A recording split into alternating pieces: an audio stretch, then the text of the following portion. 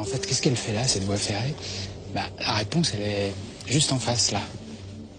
Elle est là pour la mine. Les Français avaient construit 7 voies dans les années 40 pour transporter ce minerai de manganèse jusque vers les ports. Aujourd'hui, la mine de manganèse ne fonctionne plus. C'est un monde abandonné. Mais la voie ferrée, elle, est restée en vie. La mine a été transformée en un site de chargement de barytine, un minerai utilisé notamment dans le nucléaire et l'industrie pétrolière. La barytine est déposée ici par des camions et de longs trains de fret viennent régulièrement faire le plein de minerai.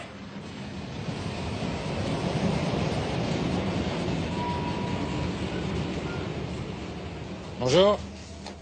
Ça y est, c'est chargé? Fini. Fini? Ça. Et vous partez loin, là? À combien de kilomètres vous allez? Jusqu'à Oujda. 305 km. 305 kilomètres dans le désert. Ah oui. C'est ça. Je peux venir avec vous? Oui, allez, monte. Et vous travaillez toujours sur ce train? 33 ans. 33 ans.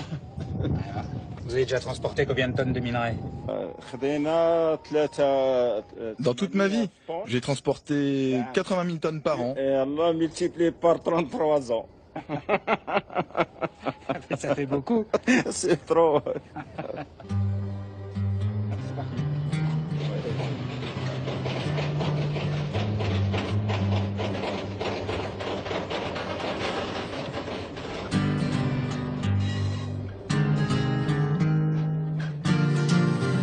Le train fait le lien entre Bouarfa, dans le Sahara, et le nord du pays.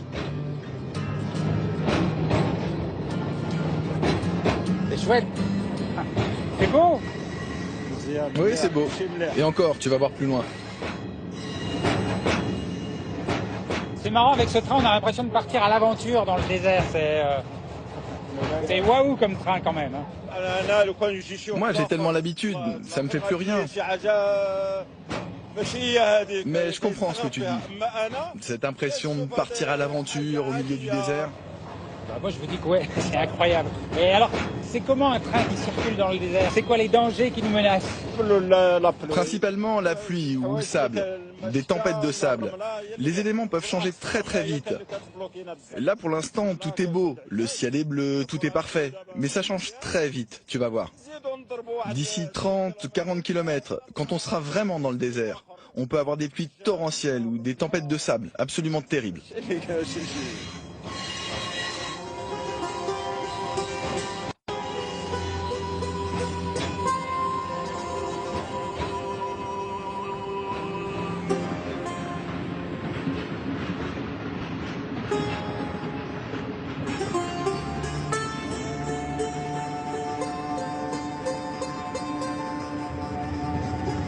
Celui-là, dans le genre pas comme les autres, il est quand même il est haut sur la liste.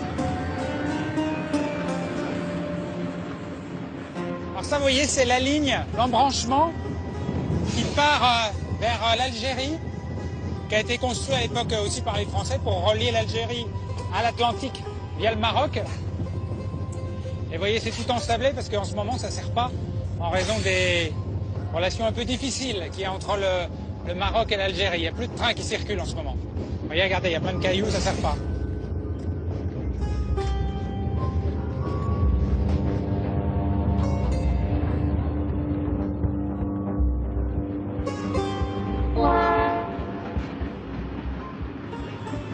C'est vraiment très très beau. Vous voyez encore parce que quand on est toujours dans le même lieu, souvent on se rend plus compte de ce qui nous entoure. Même si le trajet est toujours le même, c'est à chaque fois différent. Les paysages varient sans cesse. Le désert, ce n'est jamais pareil. Et même après tout ce temps, je ne m'en lasse pas. Ça reste un voyage toujours nouveau. C'est très calme, très reposant. Et c'est magnifique. Et c'est rare d'entendre dire ça dans une loco de train super bruyante. Mais c'est la vérité. C'est un trajet qui est toujours agréable. Et puis, l'équipe, c'est toujours la même. On est très soudés.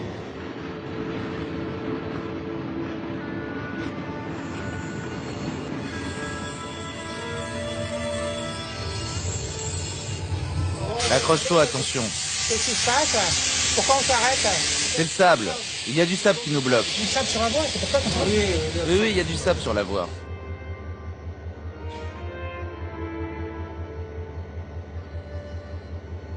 pas lancer le train et essayer de passer de force? Non, non, ça ce serait le meilleur moyen pour dérailler. Et puis il y a une équipe qui est là spécialement pour ça.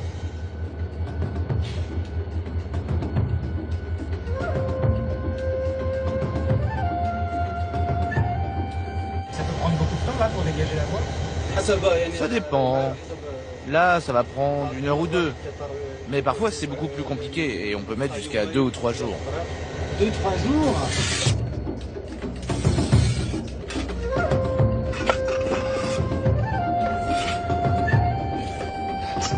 Et donc vous, votre boulot, c'est intervenir quand il y a du sable? Oui. Et vous êtes dans le train en permanence, rien que pour ça? Oui, c'est notre boulot. Dans tous les trains qui traversent le désert, il y a une équipe qui est là pour désensabler. Il faut faire attention à quoi quand on enlève le sable? Il faut faire attention surtout aux scorpions et puis aux serpents, peut y en avoir. Et quel est l'endroit où c'est le plus compliqué d'intervenir? 134. Kilomètre 134, il est mauvais celui-là. Ouais, il est toujours ensablé. Des fois, ça peut prendre toute la nuit pour déblayer. Vous déblayez pendant toute la nuit? Oui. Oui. Et dans ce cas-là, vous dormez où? Derrière la loco, on a un wagon spécialement aménagé pour ça. Mais alors comment vous faites pour votre vie de famille? Vous devez vous faire enguirlander à la maison quand vous rentrez à pas d'heure. Non, ils savent. Le train pour Oujda, ils savent que l'on peut mettre 3 heures ou 3 jours. Ils ont l'habitude.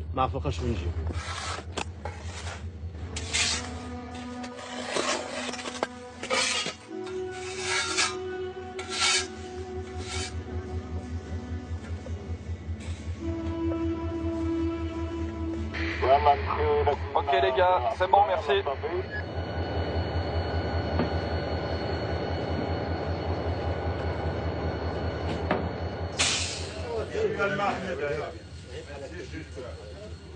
Tu vois, ici on vit tous ensemble.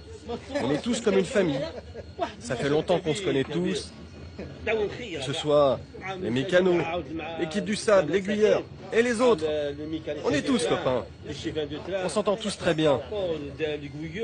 On passe tellement de temps ensemble, on est tous très soudés.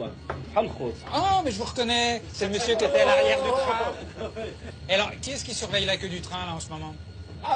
C'est Dieu qui surveille le train. Et qu'est-ce qui, d'après vous, crée toute cette solidarité entre vous, cette bonne ambiance? C'est le travail.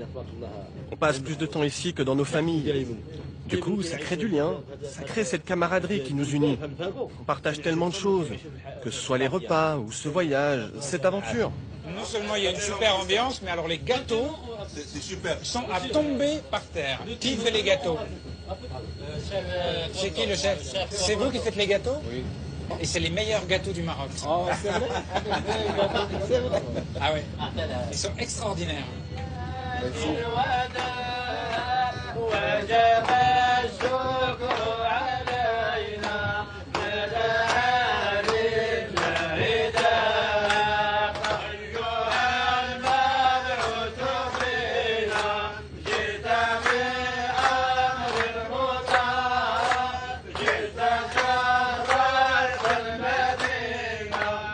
J'ai adoré ces rencontres, inattendues, avec ces anonymes qui roulent en ce moment quelque part, dans la nuit froide